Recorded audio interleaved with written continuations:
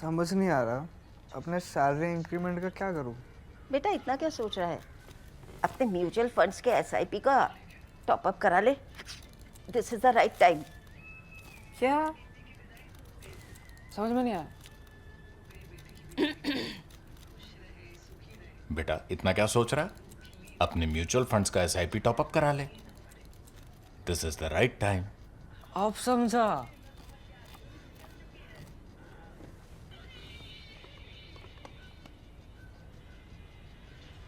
Mutual fund investments are subject to market risks. Read all scheme related documents carefully. The invitations to the Last Supper came on the Prime Minister's personal letterhead, marked 10 Downing Street. The host didn't particularly matter though, because there was only one set of chefs at the venue, and dinner hadn't varied that much from national banquet to banquet. This time, the guests were offered caviar pies, white and red salmon, suckling pig with horseradish, and shashlik of mutton. The Soviet cooks had thrown in roast turkey, green peas, and roast almonds as a concession to Anglo-Saxon palates. 48 hours earlier, the Soviet ruler Joseph Stalin had infuriated Prime Minister Winston Churchill with a wry toast to the King of England. As a rule, Stalin said, holding up his glass, he was on the side of the people, not kings, but that in this war he had learned to honor the British people who honored their king.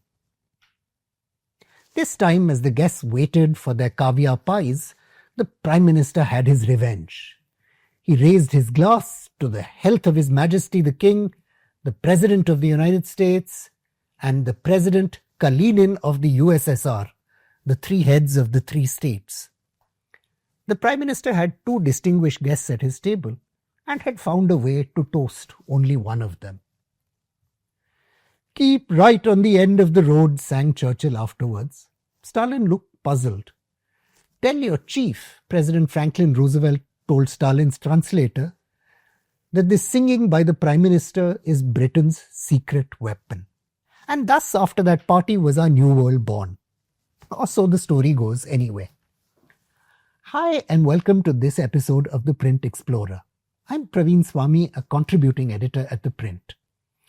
For weeks now, amid all the chaos unleashed by President Donald Trump's tariff policies, large numbers of people have been wondering what his endgame actually is.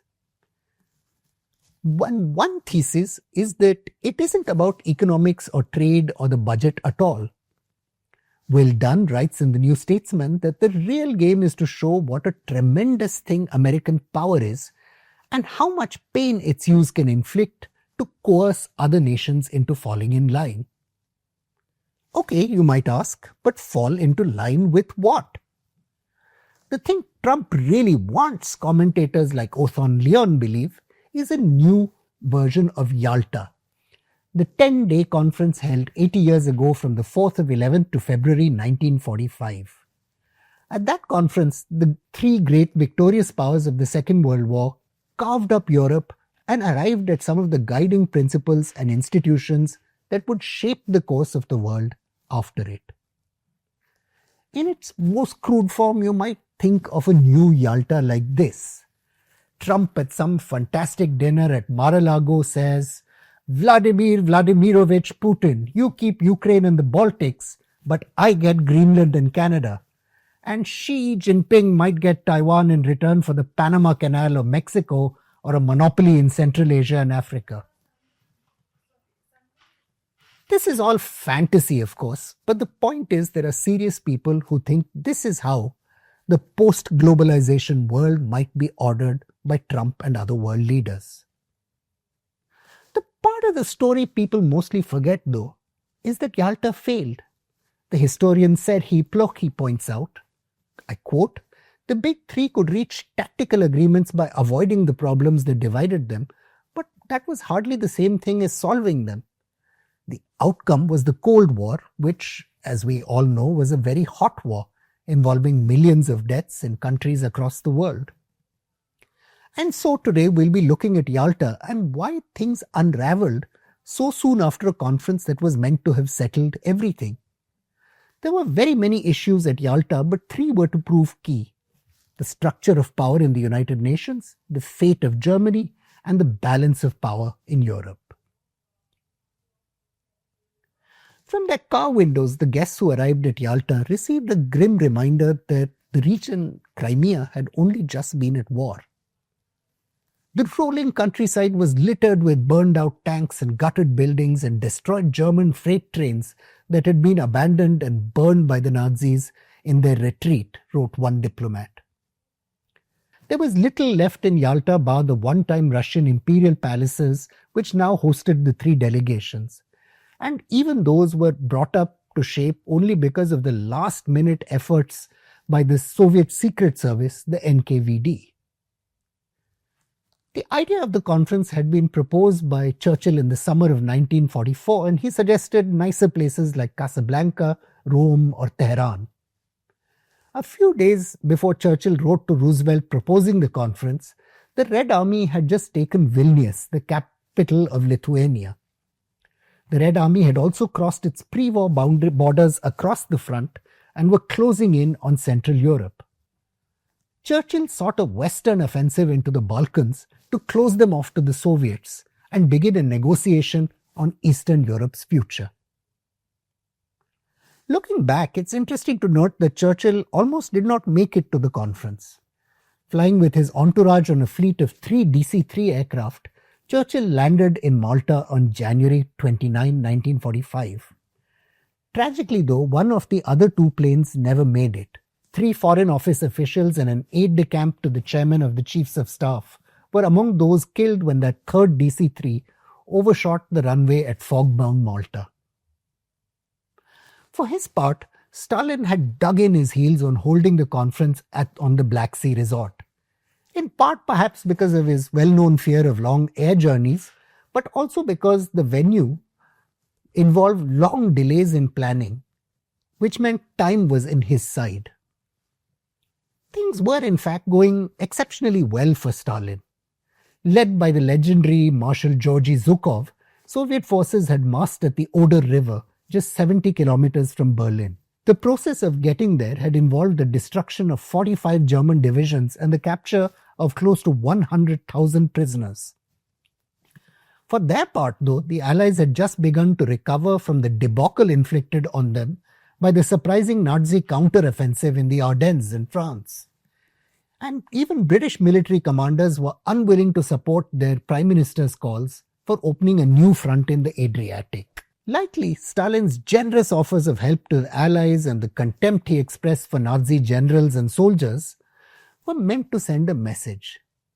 Stalin was letting Churchill and Roosevelt know that if they did not come to terms with him, his armies could soon settle the question anyway. The first of those questions, as we discussed, was the idea of partitioning Germany. It had first been raised by Stalin in circumstances which might have led some of his aides to wonder if he had become delusional. In November 1941, German troops were rapidly approaching Moscow, forcing Soviet ministries and diplomats to leave their capital for Samara on the banks of the Volga. On November 21, 1941, with the Germans only 65 kilometers from Moscow, Foreign Minister Vyacheslav Molotov telegraphed the Soviet ambassador in London, and I quote, "Stalin thinks that Austria should be separated from Germany as an independent state and that Germany itself, including Prussia, should be divided into a series of more or less independent states so as to provide a guarantee for the peace of European states in the future." 4, 5, 7 states, even 107, the parties at Yalta began their discussions with an acknowledgement that Nazi Germany would be dismembered, but had a lot of different ideas. And then there was another question: how? The negotiators at Yalta came up with a compromise. In 1944, the British had suggested partitioning Germany into 3 zones, obviously one controlled by each of the victorious powers. The Soviets had agreed to the idea but had some problems with the way the British had designed it. First, the plan spoke of zones in which an occupying power had primary but not complete authority. The Russians did not want British and US troops in territories they controlled. Then the British sought an enclave for Poland in eastern Germany, a proposal the Russians flatly shot down. Fresh proposals at Yalta from the British for a French occupation zone created more friction. The British argued that they needed France to be built up again as a buffer against German power in Europe. The French, Churchill argued, also had long experience of administration in Germany because they had occupied parts of it in the First World War. To this, Roosevelt added the observation that he did not believe Congress would authorize the presence of American troops in Germany for longer than 2 years. The discussions eventually ended with a compromise. The French would get an enclave, but on territory carved out of the American and British spheres in Germany. French officials, moreover, would have no say in the three-part commission that would make all the important decisions on Germany's future. There was also some dispute over reparations. The British argued that excessive reparations would immiserate the German population, breeding the same conditions that had led to the rise of the Nazis after the Great Depression. The Soviets responded by saying there was no reason for East German living standards to be higher than those of the nations they had plundered and pillaged. From Yalta, the three powers were able to leave with a compromise on Germany's future, but not an agreement. That compromise would create tensions that would repeatedly explode in the course of the Cold War, sometimes threatening the peace in all of Europe. Carving a country into parts wasn't the solution it seemed to be. The fate of Germany, as we'll see, was part of an even larger question. How would the victorious powers parcel out the Europe they had triumphed over and the world? Late in 1944, a pseudonymous article appeared in the Soviet foreign policy journal War and the Working Class. The author argued against the concept of spheres of influence and the formation of military blocs, saying they led inevitably to geopolitical conflict. Instead, he proposed what were described as security zones consisted of negotiated agreements between a power and the countries on its peripheries. These security zones, he argued, would work well within a new multinational organization that was being discussed called the United Nations. The author of the article was, in fact, the Soviet Deputy People's Commissar for Foreign Affairs, Maxim Litvinov, a man who would later become known as a critic of Cold War competition and an advocate for Soviet cooperation with the West. Perhaps not coincidentally, Litvinov died a mysterious death in 1951. Litvinov came to Yalta armed with proposals for assigning Sweden, Finland, Poland, Czechoslovakia, Hungary, Romania, and all of the Balkans, excluding Greece and Turkey, to the Soviet security sphere. The British sphere would include Western Europe, with Denmark, Germany, Austria, and Italy constituting a neutral zone. Like the Nazi-Soviet Pact of 1939, Litvinov's proposal was in essence a plan to divide Europe into two, irrespective of the will of the nations in question. The fate of Poland became a test of this principle and a test of wills for the two sides. For London, Poland was a valued wartime partner. Its intelligence services and armed forces had served alongside the British. The Polish government in exile too had operated from London ever since 1939, when the country was vivisected by Soviet and Nazi forces. Fighting middle ground that would accommodate Poland's exiles was one of the few issues on which Churchill and Roosevelt completely agreed. For the Americans, Poland was an acid test of Soviet goodwill and an essential guarantee that their dream of the United Nations could come to fruition. For the British, Polish independence was a matter of obviously enormous symbolic importance. The United Kingdom had, after all, entered the Second World War only on account of the Nazi invasion of Poland. It saw the fate of Poland as the last hope of checking Soviet expansion across all of Eastern Europe. To the Soviet Union, though, it seemed improbable that a Poland dominated by anti-communist political parties would prove to be a good neighbor. Ever since the time of the Tsars, Russia had feared Poland and claimed control of parts of Ukraine and Belarusia, which Poland insisted were its territory. The two countries over history had repeatedly gone to war. In Yalta, Stalin raised the case of France, noting the Soviet Union had not sought a role in political arrangements there. We do not know how governments were organized in Belgium, France, Greece, and elsewhere, he said. No one asked us, although we do not say that we are displeased with one or another of those governments. That was a polite way of asking the British and the Americans to mind their own business. Like so much else, the fate of Poland was eventually settled by force. As late as May 1945, well after Yalta, the British Foreign Office was receiving reports that the Polish population of Lviv was refusing to leave the city and continued to hope that the founding conference of the United Nations would revisit Yalta and assign the city to Poland. At the same time, Ukrainians living west of Lviv were refusing to leave the Soviet-occupied zone, hoping that the town would again be included in a Ukrainian republic. The NKVD was meanwhile helping local Poles make the right choice by unleashing a campaign of terror. In 1944 alone, more than 117,000 Poles were forcibly moved from the Ukrainian Republic, part of the Soviet Union, to Poland. The deportations did not come as a complete surprise to the population of the area, as according to Soviet statistics, close to 400,000 Poles alone had been arrested or deported in former Polish territories between 1939 and 41. The Polish government in exile put that figure at 900,000. The Poles constituted the absolute majority of those deported, but they were not the only group targeted by Stalin. Significant numbers of Ukrainians, Lithuanians, and Jews went through the same experience. As one dictatorship replaced another, Polish refugees were herded into former German concentration camps not long after their original inmates had been liberated by the Red Army.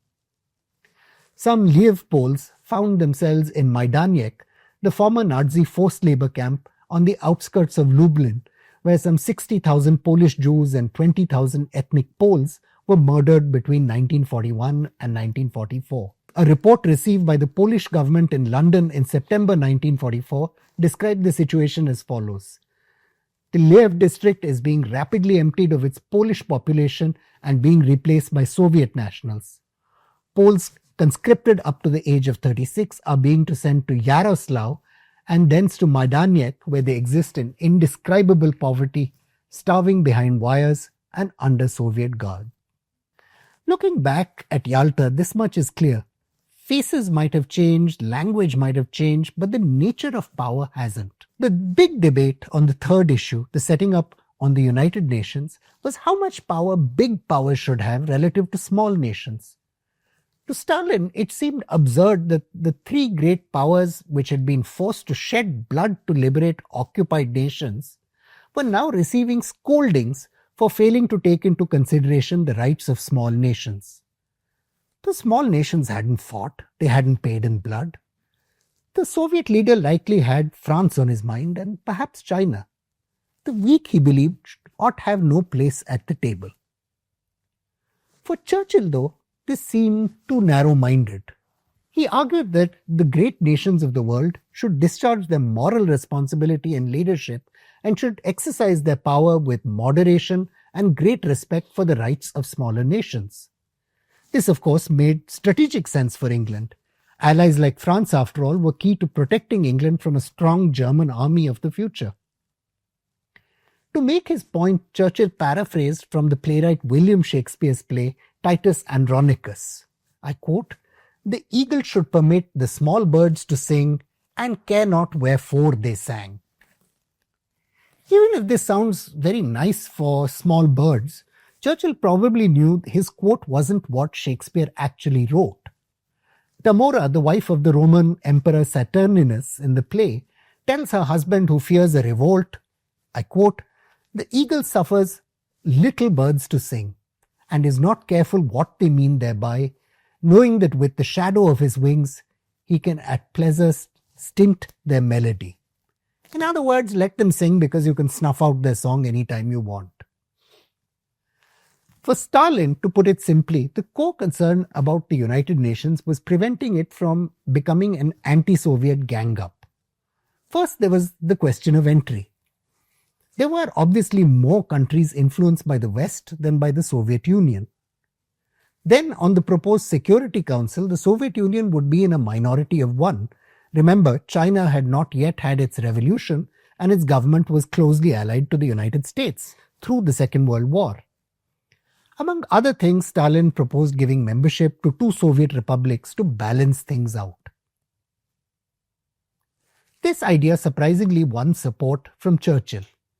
There was no moral way, he argued, quote, to take in small countries who had done so little simply by the expedient of their declaring war and to exclude the 2 Soviet republics from the meeting.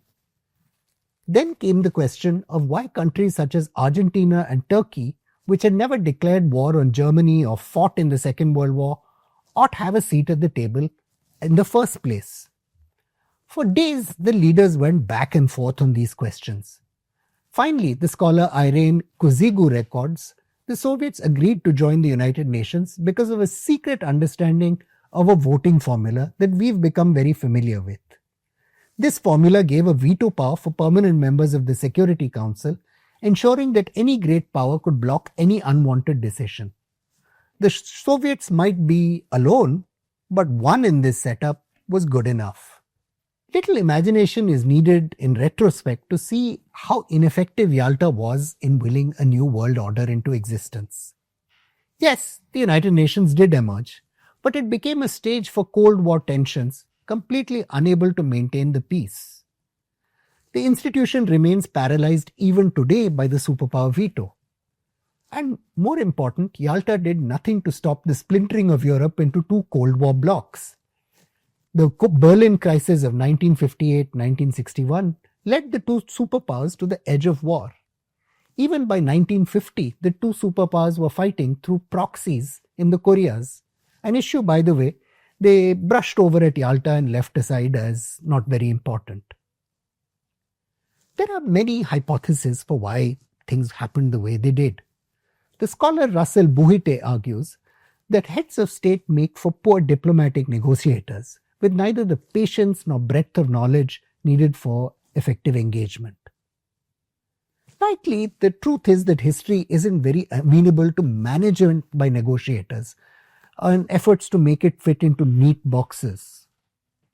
There's no tidy diplomatic way to contain power, and there was no tidy way to reconcile the competing interests of the West and the Soviet Union over Poland.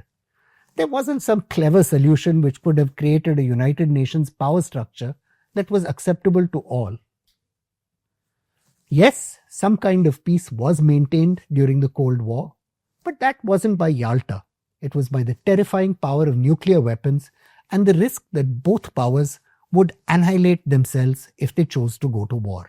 Lacking economic resources and bankrupted by its arms race with the West, the Soviet Union eventually imploded, something that couldn't have been foreseen in Yalta. So perhaps Stalin was an idiot for choosing rivalry with the West over making a concession over Poland.